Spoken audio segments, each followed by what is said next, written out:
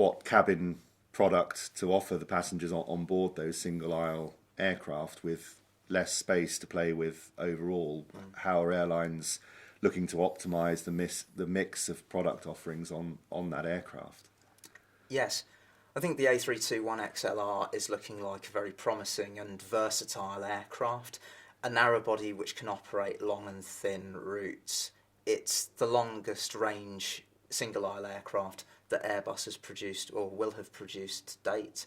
It's a range of 4,700 nautical miles, but a cabin which at its fullest can fit 244 economy class seats. It's quite something, and because of what it will be able to do, gives options to the airlines that have ordered it.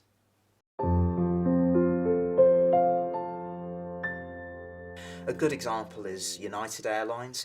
They have ordered 50 A321XLRs, which will start being delivered in 2024. Now, even though it's 4 years away until the first one arrives, they have stated that they will receive those aircraft in order to replace their Boeing 757-200s.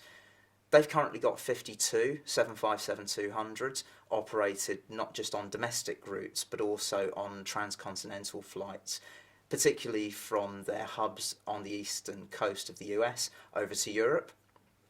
And the A321XLR will be able to perform both of those types of missions in future.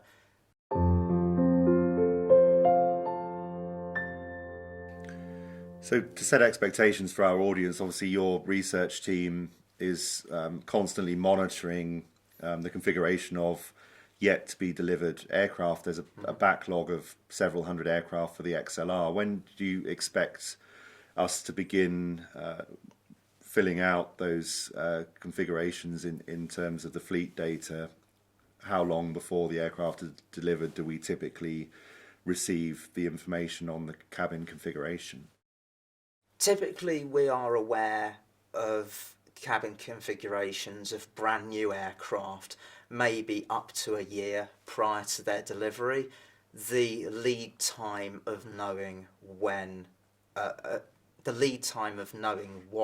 an aircraft will be equipped with depends on when an airline announces what they've installed inside those aircraft.